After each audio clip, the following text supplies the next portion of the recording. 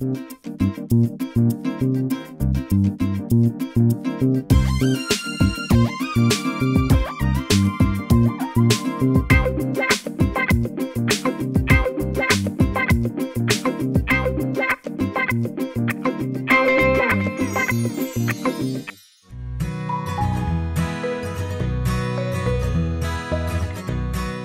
Dear, अस्सलाम वालेकुम। आज 42 के साथ आपकी मेज़बान ज़या मलिक। हमेशा से मिलते हैं आप किसी न किसी दिलचस्प सी शख्सियत से।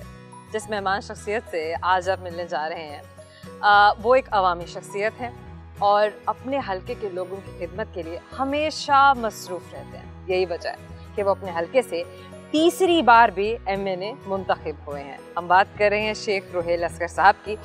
उनके घर के बाहर मैं इस वक्त मौजूद हूँ। अपने घर में वो हमारा इंतज़ार कर रहे हैं। आज का पूरा दिन हम उनके साथ गुजारेंगे और उनकी सारी एक्टिविटीज़ को हम देखेंगे, उनकी ज़ात के मुख्तलिफ पहलू जानेंगे। आइए मेरे साथ।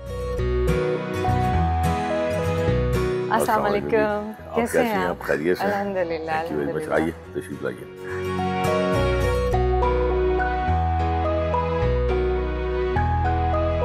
अपने बारे में बताइए, आप दिन का आगाज़ कैसे करते हैं?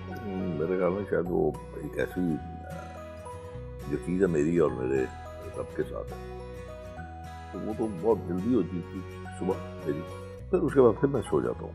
अच्छा, हाँ। कब से ये रूटीन है? अफसर रात से तो भूल गया हूँ कब से, लेकिन है ये सिलसिला, क्योंकि वो ये एक स्पैन होता है मेरे पास। अच्छा। सुबह 5 बजे से लेके 9:30-10 बजे तक, उसके बाद फिर रूटीन लाइफ अपनी। सियासत का आगाज़ आपने कब किया और कैसे किया? देखिए, मैं थोड़ा सा इसमें अगर आप ये कहें, मैं बता दूं आपको, जब मेरी एक एज थी, यानी कि आप समझ लें कि कॉलेज गोइंग या स्कूल की या उसके बाद की, उस वक्त ऐसा नहीं होता था कि आप अपने फैसले खुद करते हो। अच्छा। वो आपके वालिद करते थे। सही। सो उन्होंने भी 79 मुझे याद है 80 में उन्होंने फैसला किया कि तुमने इलेक्शन लड़ना, तो मेरे पास चॉइस कोई नहीं थी। तो 79 में लोकल गवर्नमेंट में उन्होंने मुझे पुट कर दिया। कितनी उम्र थी आपकी उस वक्त? अब ये जमा तफरीक करनी पड़ेगी। मगर उस वक्त था यंगी से बिल्कुल नौजवान। 68 और उसमें से आप निकाल लीजिए 40, 28 साल का था, 27 साल का था। सही। बस वो आप मैंने उसके उन्होंने फैसला किया, पुट कर दिया, और उसके बाद फिर सिलसिला शुरू हो गया सियासत। लेकिन एक और उसमें यह था कि उस वक्त जब वालिद जिंदा थे तो उस वक्त फैसले मेरे नहीं होते थे, फैसले तो फिर उनके ही होते थे ना। मतलब मैं तो सिर्फ एक यूँ कह लीजिए कि उनका एक नुमाइंदा था। सही। बस ये सिलसिला चलता रहा 79 के बाद। आपकी ज़िंदगी में वो कौन सी ऐसी शख्सियत है जिसने आपको सबसे ज़्यादा मुतासिर किया है? मेरे ख्याल में मैंने अपने इस 2-4 मिनट जो मैंने बात की उसमें आपको अंदाज़ा हो गया होगा कि कौन सी शख्सियत ऐसी जिससे मैं बड़ा इंस्पायर था या इम्प्रेस था या मेरी आइडियल थी, तो मेरा बाप था। आपकी नज़र में एक अच्छे सियासतदान की क्या खसूसियात होनी चाहिए? देखिए, सियासत मेरी नज़र में इंतहाई एक अच्छी चीज़ है अगर आप उसको अबादत समझें। अगर आप ये समझें कि आप सियासत में सिर्फ इसलिए हैं कि आप लोगों को अपलिफ्ट कर रहे हैं या लोगों की भलाई का काम कर रहे हैं, तो इससे बेहतर काम कोई नहीं। और अगर इस सियासत को आप अपनी ज़ात के गिर्द घुमाते हैं तो इससे बदतर काम कोई नहीं। 1980 की सियासत और आज के दौर की सियासत, इन दोनों में अगर आप फ़र्क करें तो क्या फ़र्क है? फ़र्क तो मेरे ख्याल में हर शोबा हाय ज़िंदगी में आया है। सियासत में उस वक्त इंतहाई शफाफ, साफ, बुर्दबारी, बर्दाश्त बहुत ज़्यादा थी।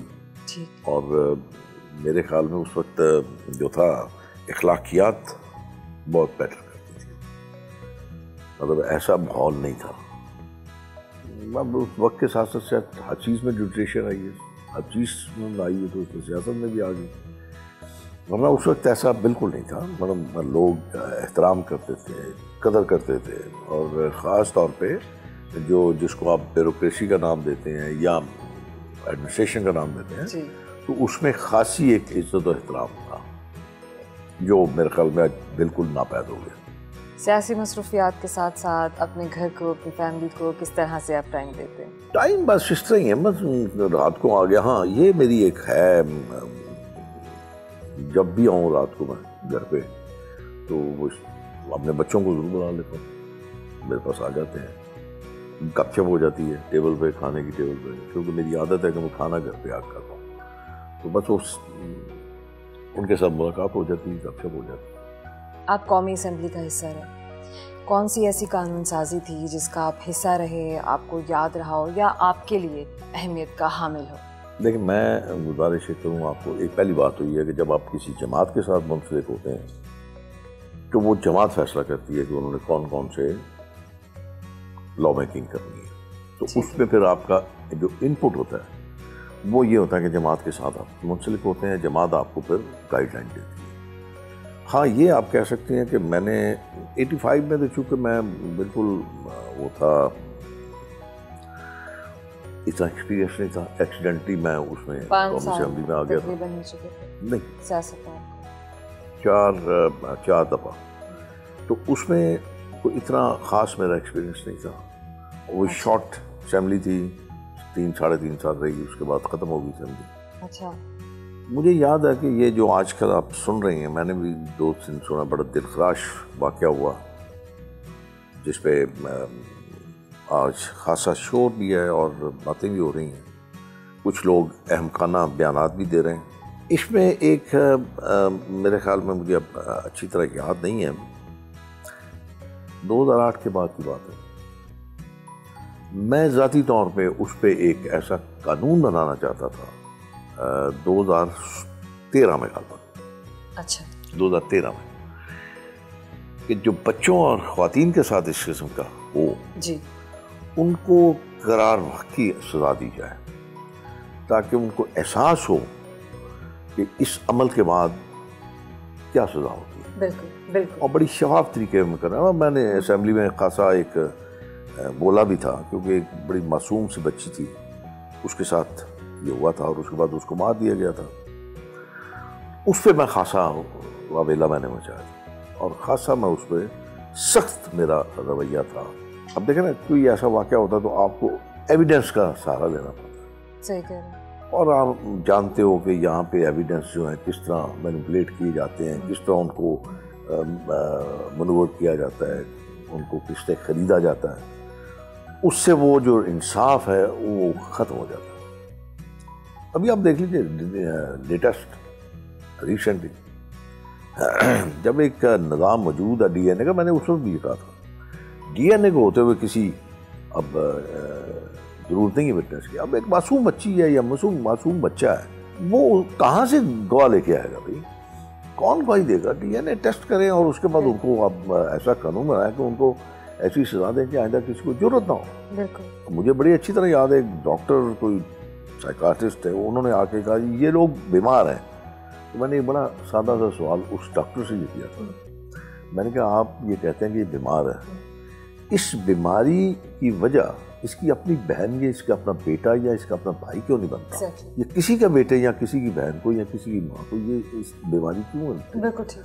5 रिश्तों की इसको पहचान है, इस रिश्तों की पहचान नहीं है। आपकी नज़र में कौमी असेंबली आवाम की सही तरह से नुमाइंदगी करती है या नहीं करती? असल में जब तक आप अपना सिस्टम को नहीं बदलेंगे ना, उस वक्त तक आप ये सवाल आप करते रहेंगे और उस सवाल का जवाब आपको कौमी असेंबली का मेंबर बैठ के जगह हाँ बड़े अच्छी तरह करते हैं, बहुत ज़बरदस्त। मुझे तो आज तक ये नहीं समझ आई कि जब बजट आता है तो आपने सुना होगा बाज़ कि ये अवामी बजट है। आवाम का इस बजट के साथ क्या ताल्लुक है? जो शख्स 17,000 या 18,000 तनख्वाह लेता है उसका इस बजट के साथ क्या ताल्लुक है? सिवाय इसके कि वो जो दाल खा रहा है या वो जो रोटी खा रहा है वो और महंगी हो जाती है, बस। उसके अलावा तो उसका बजट के साथ क्या ताल्लुक है? मैं इस बातों में, मेरी ये बातें ज़रा थोड़ी सी मेरे लिए भी मुश्किलात पैदा कर देती हैं। तो इसलिए अपनी फैमिली में देखें आप शोर मचाना, बातें करना, अब मैं इस एनवायरनमेंट में रह के क्या किसी की दुख दर्द को समझ सकूँगा? जब तक मैं उनके दरमियान नहीं रहूँगा, जब तक मैं उनके उस दर्द को महसूस नहीं कर सकूँगा, तो मैं क्या बस ये है, अल्फाज हैं, आप जैसे मर्जी बोलो। तहरीक इंसाफ के एहतसाब के अमल को आप किस नज़र से देखते हैं? एक तो वैसे मेरी नज़र कमज़ोर है, दूसरा शायद उनकी भी नज़र कमज़ोर है, उनको सिर्फ एहतसाब दूसरों में नज़र आ रहा है, अपनों में नहीं आ रहा। मैंने आपको कहा कि जब तक आप अपना एहतसाब नहीं करेंगे, अपना आप नहीं अंदर से देखेंगे, आप किसी को क्या कह सकेंगे? अब देखिए, फर्ज कीजिए आप ये समझते हैं कि मैं बड़ा करप्ट आदमी, तो आपके साथ जो बैठा हुआ वो मुझसे ज़्यादा करप्ट आदमी है। अगर आप उसका एहतसाब कर लेंगे ना, फिर लोग ये समझेंगे कि आप वाकई जेन्युइनली आप काम कर रहे हो।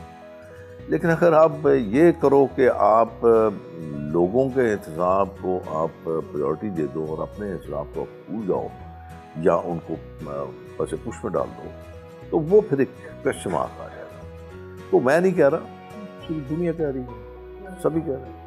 मैं आज अगर यहाँ पे उनके खिलाफ कोई बात कर देता हूँ, सुबह मेरी फायर प्लेस पे नोटिस पड़ा होगा, बस। मुझे इस बात की समझ नहीं आई। मैंने वैसे ऐसा आज तक होते नहीं देखा, इस किस्म की पॉलिटिकल विक्टिमाइजेशन या पर्सनल विक्टिमाइजेशन मैंने आज तक अपनी सियासी ज़िंदगी में नहीं देखी। तो एहतसाब क्या है? किस चीज़ का एहतसाब? तो यही है मेरे ख्याल में, शायद किसी को बोल लेना दबा दो। लेकिन ये बात ध्यान में रखनी चाहिए कि अगर आप किसी चीज़ को ज़बरदस्ती दबाते हो, जब बहुत ज़्यादा उसको स्पर्श करते हो, तो फिर वो बहुत ज़्यादा उठती है, फिर एक दिन आता है उठेगी।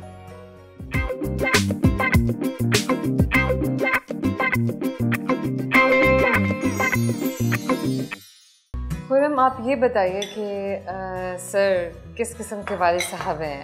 बहुत सख्त हैं, नरम मिजाज हैं? मैं कहता हूँ कि ऐसे वालिद हर किसी के साथ वालिद मिले, हर किसी को इंतहाई शफीक इंसान है। गुस्सा तो हर इंसान में होता है और वो उनका हक है बतौर वालिद करना, अगर मैं कोई गलत काम करूँ।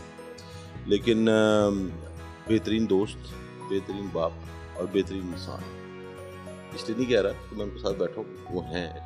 माशाल्लाह। सियासत में आप अपने वालिद साहब को ज़्यादा आइडियलाइज करते हैं या अपने दादा को? देखिए, ये लेगेसी है और अल्लाह का फजल है कि नस्ल दर नस्ल ये काम होता रहा। मेरा सियासत में आने का कोई सच प्लान नहीं था। कारोबार करना अपना एक रूटीन, अपना एक लाइफस्टाइल था।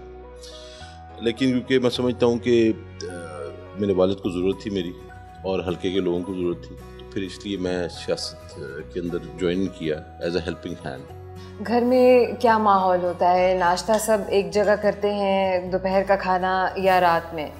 नहीं, नाश्ता तो हमारे घर में होता ही नहीं है, ना दोपहर खाना होता है, क्योंकि हमारा सारा दिन जो होता है, एक तो वैसे ऑफिस में होता है, दफ्तर में होता है और हल्के में होता है, तो हम रात को इकट्ठे होते हैं, तो फिर रात को हम एक टाइम का खाना जो है वो सब खा लेते हैं। और नाश्ता वैसे हमारे घर में कोई ऐसा रिवाज नहीं करने का।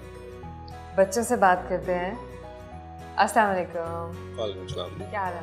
अल्हम्दुलिल्लाह, ठीक ठाक। दादी का लाडला कौन है और दादा का लाडला कौन है? जी, दादी का लाडला बचपन से मेरा भाई है, लेकिन दादाजी का लाडले हम दोनों जी बचपन से हैं। डर भी लगता है? कुछ गलत करने से पहले 3 दफ़ा सोचना पड़ता है। 3 दफ़ा सोचना पड़ता है। कभी कभी कोई गलती हो जाती है, कुछ ऐसा हो जाता है कि हाँ अब तो डांट पिटेगी और जो है क्लास होने वाली है, तो क्या रिएक्शन होता है? कभी अब्बू के पास जाते हैं, अपनी अम्मी से बात करते हैं, या दादा के पास आकर उन्हें मनाने की कोशिश करते हैं? कोशिश करते हैं, बस जहाँ जगह मिल जाए छुप जाए। oh my God. हाँ जी।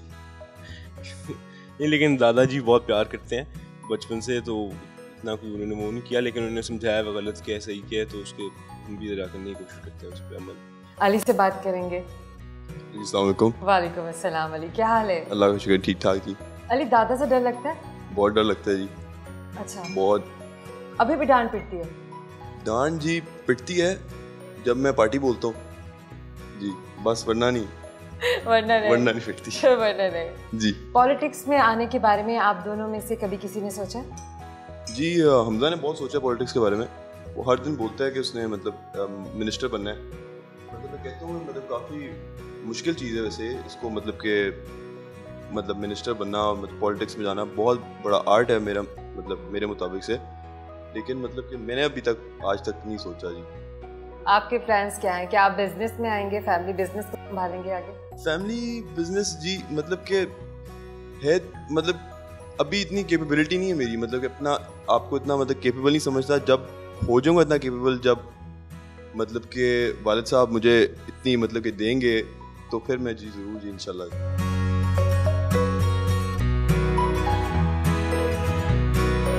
नाश्ता अपनी फैमिली के साथ किया।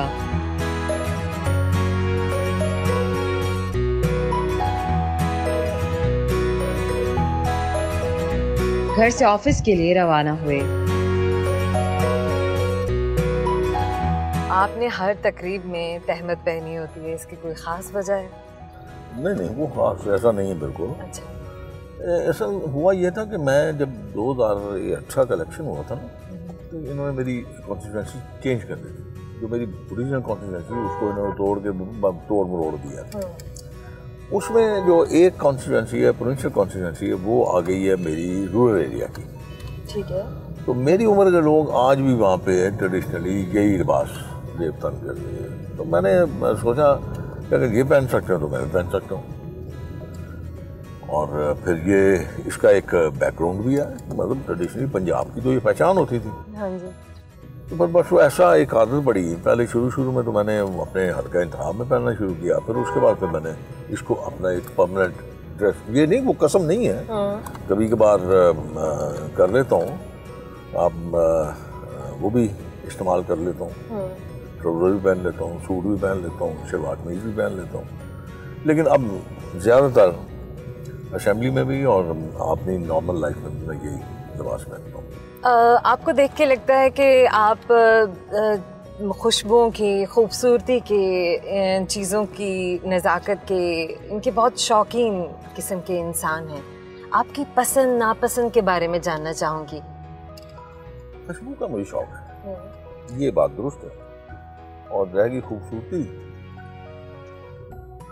ठीक, अगर आप शक्ल की बात करते हैं, गुड इनफ, अल्लाह की बनाई हुई चीज़ें। लेकिन अगर खूबसूरती दो चीज़ें इकट्ठी हो जाए ना, अगर खूबसूरत हो, दिल खूबसूरत, तो फिर वो जहन और दिल खूबसूरत हो, फिर वो तो चार चांद लग जाते हैं। शक्ल खूबसूरत हो, आपके अमल खूबसूरत ना हो, फिर उसका कोई फायदा नहीं। खुशबू का मुझे शौक है और मतलब बेहद, मतलब उसकी कोई हद मुकर्रर नहीं है। कब से? कपड़ों का था, लेकिन कपड़ों में सिलेक्शन मेरी नहीं थी बिल्कुल। उसमें मुझे बिल्कुल कतई तौर पे कोई नहीं था इल्म। वो खातून खाना वो ही वो सारी सिलेक्शन करती थी और है ठीक है, अल्हम्दुलिल्लाह काफ़ी। और अब चूँकि वो उन कपड़ों का मेरे पास रहा नहीं, हालांकि उसको नापसंद है ये लिबास। अच्छा।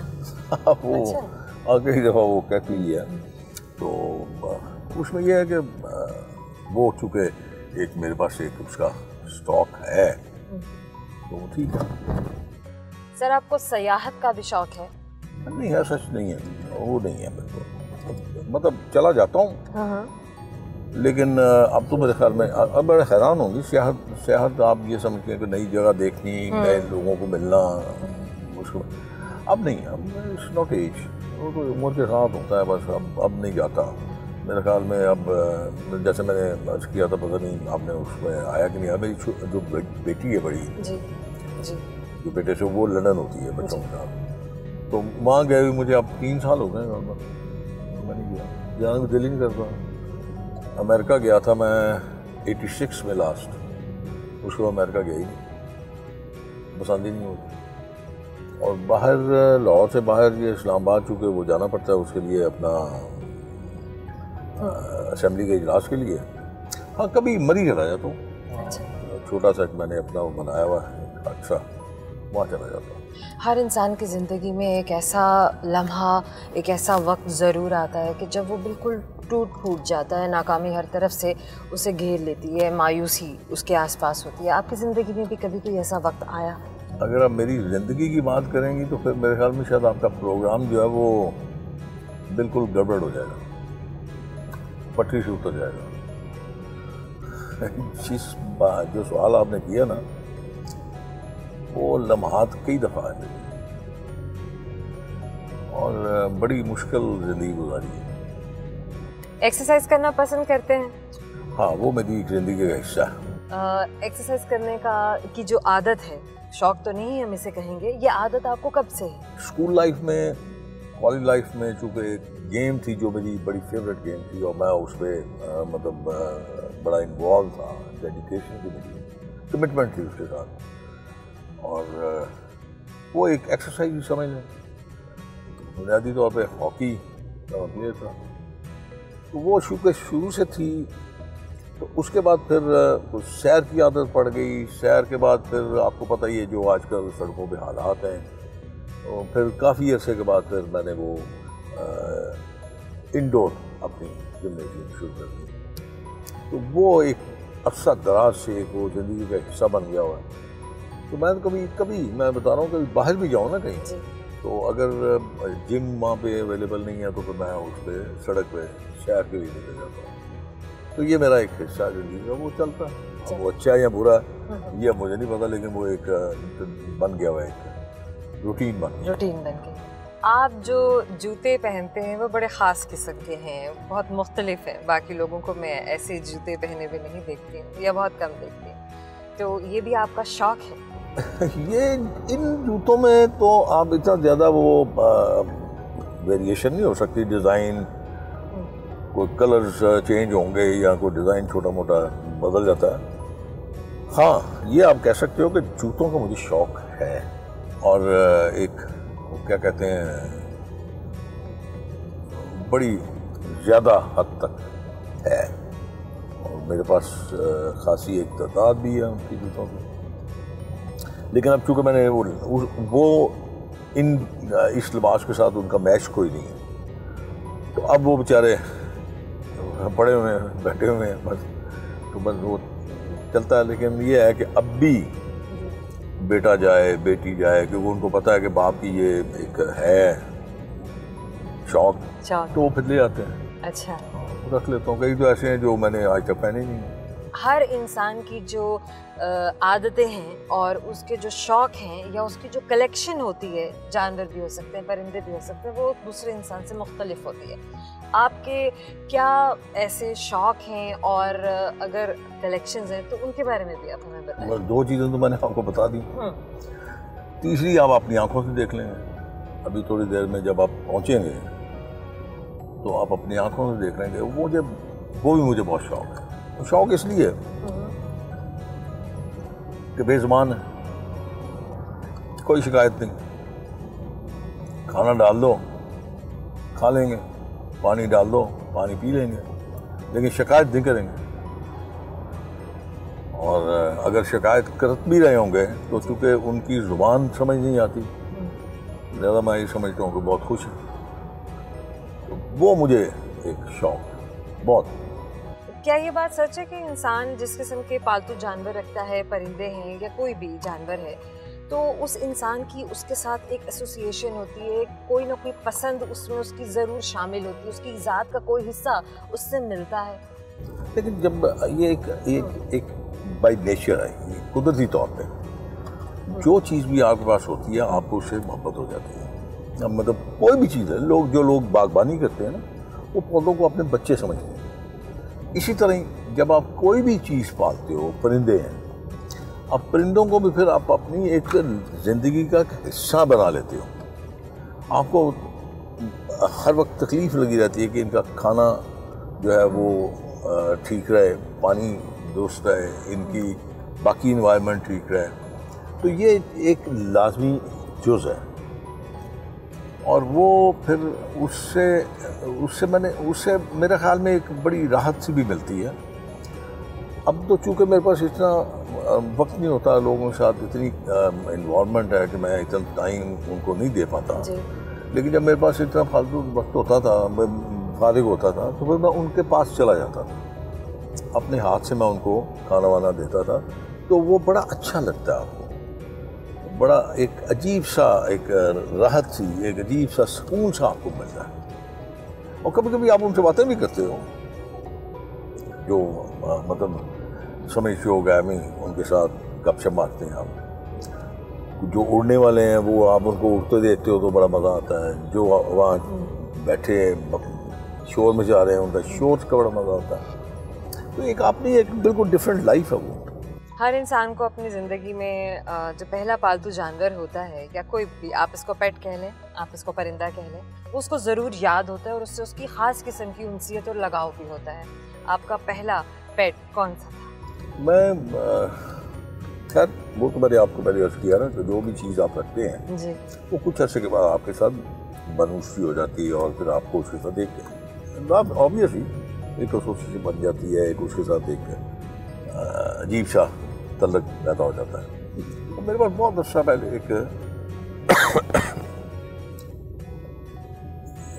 कुत्ते थे मेरे पास, तो वो मैंने रखे वैसे घर पे।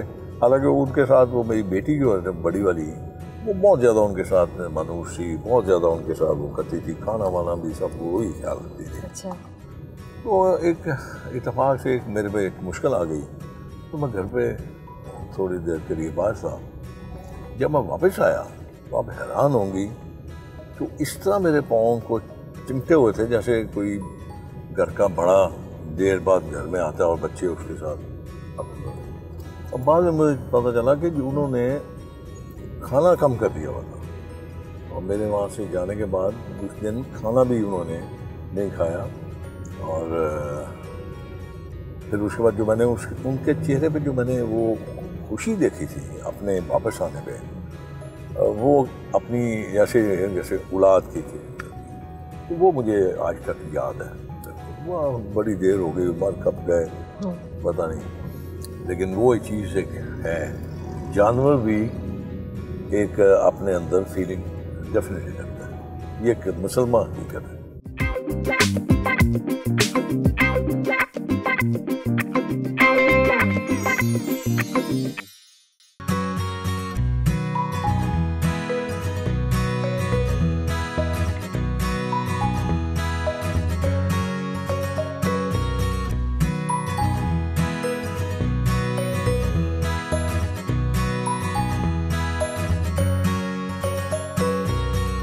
आप एक अवामी शख्सियत हैं, अपने हल्के के लोगों की खिदमत के लिए, उनके साथ कॉपरेशन के लिए हर वक्त तैयार होते हैं। क्या यही वजह है कि आप बहुत मकबूल हैं? मैं मकबूल तो नहीं हूँ, लेकिन एक ज़िंदगी का अच्छा गुजर गया मेरा यहाँ पे, इसी जगह। तो अब मैं ये समझता हूँ कि अब मेरे ख्याल में अच्छा एक और बात, ये जो मेरा कॉन्सेप्ट है ना, वो ये है कि आप इस ओहदे के मालिक नहीं हो, आप रखवाले हो। ये खुदावंद करीम ने आपको एक अमानत सौंपी है, और सौंपी है अपनी आवाम की मदद से। अब आपके पास दो रास्ते हैं ना, या तो आप मुंह मोड़ के चले जाएं, सही, तो या फिर आप उन लोगों की खिदमत करें जिन लोगों ने आपको इस मसंद तक बताया, उनका हाथ है ना इस बात में।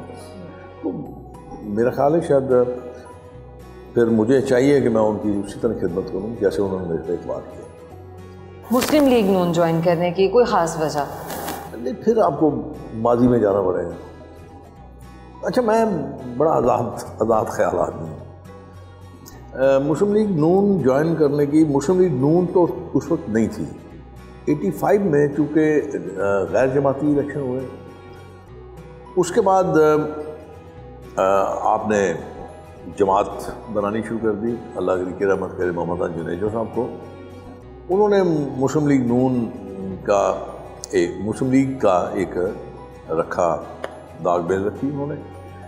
तो मुझे याद है बड़ी अच्छी तरह, गवर्नर हाउस लाहौर में जब वो तशरीफ लाए और मुस्लिम लीग नून बन रही थी उस वक्त, तो हर कोई अपनी अपनी बसात के मुताबिक बात कर रहा था कि उसका मुस्लिम लीग नून के साथ क्या ताल्लुक़ है, कितना काम किया उसने पाकिस्तान बनने में, उसके बावजूद ने क्या काम किया, मतलब इस तरह की। जब मेरी बारी आई तो मैंने कहा जनाब प्राइम मिनिस्टर साहब, मेरी पैदाइश जो है वो है 1952। तो पाकिस्तान बन चुका था, ना मैंने बनते देखा ना मैं बनते सुना, ज़्यादा मेरा तो उसमें कोई इनपुट है ही नहीं। और अगर बुजुर्गों की है तो ये क्रेडिट तो उनको जाता है, मुझे तो नहीं जाता, मैंने तो कुछ नहीं किया। सो मेरे पास कोई ऑप्शन नहीं थी। और मुस्लिम लीग थी, बन गई, मुस्लिम लीग में चले गए। उसके बाद फिर मुस्लिम लीग में ही रहे, लेकिन मेरी वालिद की जो थी 1970 में जब उन्होंने इलेक्शन लड़ा, वो भी उनका भी एक्सीडेंटल इलेक्शन था, वो इलेक्शन नहीं लड़ना चाह रहे थे। फिर भुट्टो साहब ने उनको टिकट दे दी, तो फिर उन्होंने इलेक्शन लड़ा पीपल्स पार्टी के प्लेटफॉर्म से। शरीफ फैमिली से इतना करीबी ताल्लुक आपका किस तरह बना? मैंने बताया ना 85 में जब, चूँकि मैं MNA था, मेरा छोटा भाई जो था वो MPA था, तारीख का हिस्सा है। मैं उसमें इसलिए नहीं जा रहा, बार बार मैं उसको अवॉइड करके निकल जाता हूँ उस तारीख को, क्योंकि अगर वो तारीख शुरू हो गई तो फिर उस तारीख में हम गुम हो जाएंगे। तो 85 में चूँकि मैं था कौमी असेंबली में, छोटा मेरा सूबाई में था, तो फिर मियाँ साहब आए थे मेरे पास। उन्होंने एक ही शहर के हैं, लेकिन मैं सच्ची बात है कि मैं उनको इतना ज़्यादा करीबी नहीं जानता था। हाँ 78-79 में मैं उनको पहली दफ़ा मिला था, जब वो फिनांस मिनिस्टर थे, एक्साइज मिनिस्टर थे, तो मैं उनको मिला था अपने बेटे के एडमिशन के मामले में। तो उन्होंने काफ़ी मदद की मेरी उन्होंने। बाद 85 में फिर मैंने छोटे को बुला के कहा कि भाई वोट दो, और फिर उससे उनके साथ एक तल्लक। मैं उस वक्त पाबंद सलासल था, इलेक्शन भी हम दोनों भाइयों ने पाबंद सलासल ही लड़ा। अच्छा। बस फिर अल्लाह ने इज्जत देती, लोगों ने बड़ी मोहब्बत की, वोट दिए, बस इस तरह सिलसिला चलता रहा। ऑफिस में आपका पूरा दिन कितने औकात दिन के, कौन सी घड़ियां हैं जो गुजरती हैं, और यहाँ पर वक्त किस तरह गुजरता है? औकात जो होते हैं ना, बंदे की क्या औकात है, एक ये भी है ना, ये मुहावरा है, बंदे की अपनी क्या औकात है। तो मैं उस वाली मुहावरे पे अमल करता हूँ, वो डॉक्टरों वाले औकात पे नहीं अमल करता कि सुबह आपने 8 बजे से लेके 12 बजे तक क्लिनिक खुलेगा, फिर रात को 3 बजे से लेके 10 बजे तक क्लिनिक खुलेगा। वो नहीं है। मैं हूँ तो मैं हूँ, मैं नहीं हूँ तो मेरा बेटा यहाँ पे बैठता है। मैं रात यहाँ से उठता हूँ कोई 9-9:30 बजे, जब दुकानदारी बिल्कुल ख़त्म हो जाती है। काम हो ना हो, मुझे बैठना यहाँ ज़रूरी है। कोई ना कोई आ जाता है, कोई ना कोई मसले। मुस्लिम लीग का मुस्तकबिल आप किस तरह से देख रहे हैं? अगर आप सियासी तौर पर बात करती हैं या आप नहीं, मैं दो चीज़ें ना इसमें, आप सियासी तौर पर बात करती हैं या करिश्माई तौर पर बात करती हैं, तो मेरे ख्याल में शायद इसके अलावा और कोई नहीं। करिश्मा ना मियाँ नवाज शरीफ, आप देखेंगे वो इतने बड़े स्पीकर नहीं हैं, वो जैसे होता है ना फ्लरी स्पीकर के आग लगा देंगे मजमे में, वो बड़ा लोग प्यार करते हैं उससे, पता नहीं क्या। मैं सच्ची बात है, मुझे नहीं पता, या उनकी शायद सादगी की वजह से उनसे बहुत ज़्यादा प्यार करते हैं। लेकिन काम करने के मामले में, मेहनत करने के मामले में शहबाज शरीफ जो है वो उनसे मेरे ख्याल में बहुत आगे हैं। दिन रात काम करते हैं, पागलों की तरह काम करते हैं, किसी लोग थक जाते हैं। देखिए वो पता नहीं किस मिट्टी का बना हुआ, थकता नहीं, बहुत काम। बेशक मियाँ साहब से लोग क्या करते हैं, ये देखें, ये कमाल है, ये कमाल।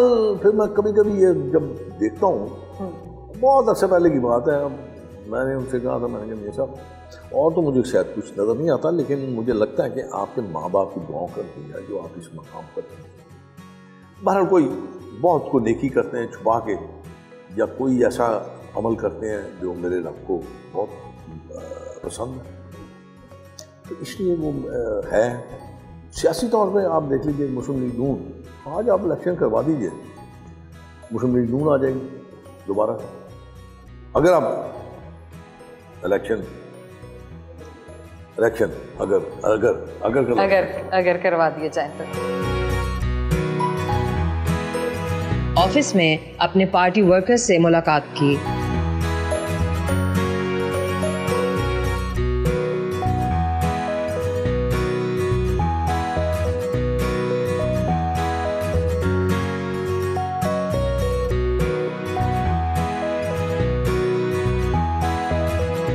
ऑफिस में मौजूद अपने जिम में रोजाना एक्सरसाइज भी करते हैं।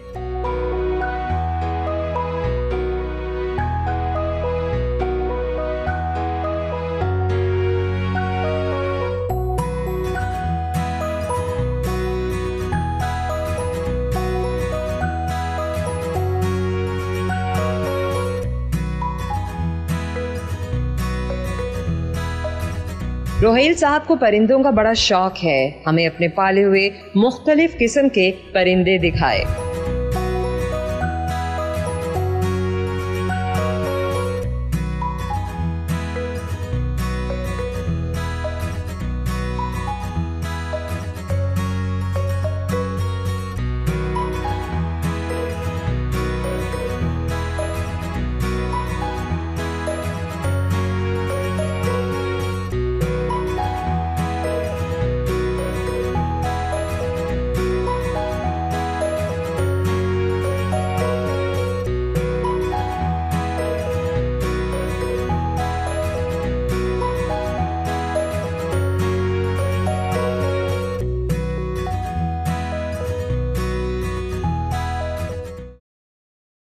पार्टी वर्कर के घर फातिहा ख्वानी के लिए गए।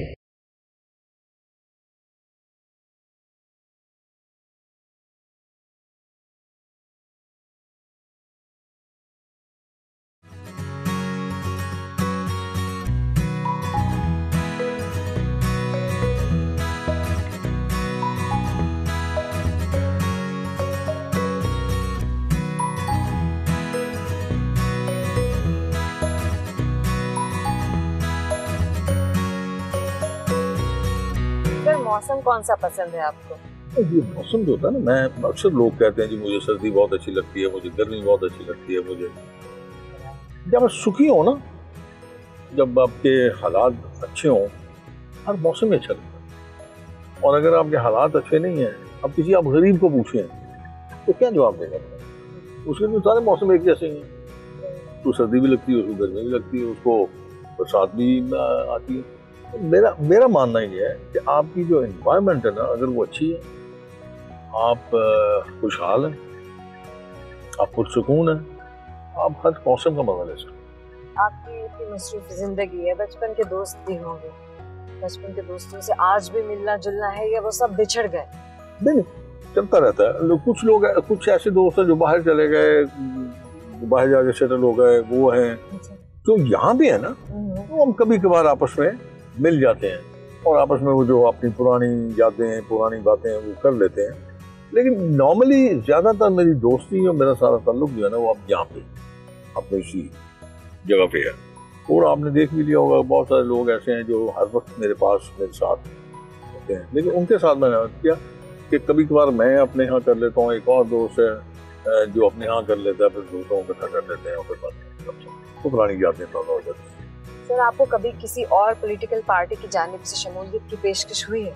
नहीं, ऐसा नहीं होता। बस एक बुरी आदत थी मेरे में, वो ये कि मैं ज़रा थोड़ा सच ज़्यादा उगल देता हूँ, तो फिर वो जिस सियासी जमात में उनको पसंद नहीं आता, बस वो कभी कभार हो जाता था। लेकिन अब मैंने वो अपना, अब उम्र भी ऐसी है कि बस अब एक ही जगह पे चले हुए।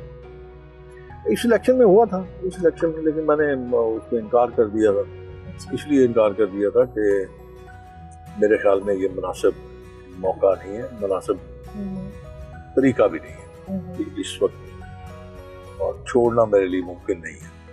मैंने तो यहाँ तक कह दिया था कि हाँ, सियासत छोड़ दूंगा, लेकिन मैं शायद अब मियां साहब को ना छोड़ सकूँ। बस ये बस आदत है, आप कह लीजिए। जिंदगी की कोई ऐसी ख्वाहिश जो अभी तक पूरी ना हुई हो और उसकी तमन्ना दिल में हो? कभी ऐसा हुआ नहीं। एक मैं आपको बात बता दूं, खैर आपका भी ईमान होगा, सबके मुसलमानों को सबका ईमान है अल्लाह पे। मेरे अल्लाह ने मुझे कभी तनहा नहीं छोड़ा, और कभी मेरी कोई ख्वाहिश ऐसी नहीं है जो अल्लाह ने मेरी पूरी न की। और दूसरी बात, मैं ज्यादा ख्वाहिशें नहीं रखता। ज़्यादा ख्वाहिशें आप रखेंगे ना तो फिर आप मेरे ख्याल में शायद आप फिर जिंदगी का सफर काट नहीं सकते। मैं कोई ऐसी सब कुछ है मेरे पास, बहुत ही अल्लाह का करम है। सब कुछ है। अब क्या मजीद ख्वाहिशें क्या रखनी है। और दूसरी बात यह है कि मेरी उम्र भी अब ऐसी नहीं है कि मैं ऐसी ख्वाहिशें रखूँ। बस मिल गया जो मिलना था, जिंदगी गुजर गई, अच्छी गुजर गई, ठीक, no regret.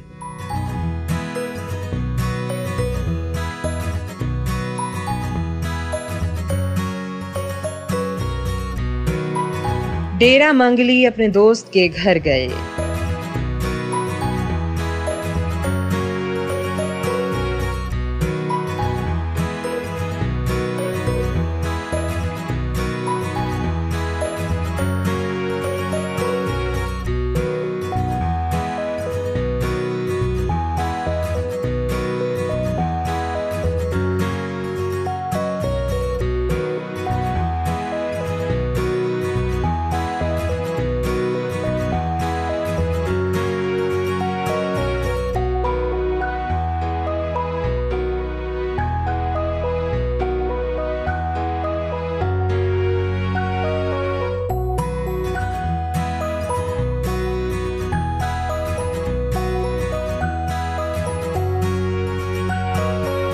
Thank you so much, sir. Thank you very much. It was an amazing day. बताना जरूर, लेट मी नो कैसा रहा। जरूर जरूर जरूर जरूर, मैं मतलब आपके इंतजार करूंगा आपके रिस्पॉन्स का। बिल्कुल बिल्कुल बिल्कुल। Thank you so much, thank you so much, thank you so much. दोस्तों, आज के मेहमान शेख रुहेल असगर साहब के साथ जितना खूबसूरत दिन हमारा गुजरा है, इतना मैंने सोचा नहीं था। इससे पहले मैं उनकी ज़ात को एक और तरह से जानती थी, लेकिन आज उनकी ज़ात के जो पहलू, जो अंदाज हमारे सामने आए हैं, वो बहुत ही हसीन हैं, बहुत ही खूबसूरत हैं। आपसे मुलाकात का सिलसिला इसी तरह से जारी रहेगा। हर इतवार हम आपसे एक नई मेहमान शख्सियत से मिलते हैं और मिलते रहेंगे। फीडबैक देना मत भूलिएगा। अपना बहुत सा ख्याल रखिएगा, दुआओं में याद रखिएगा। अल्लाह हाफ़िज़।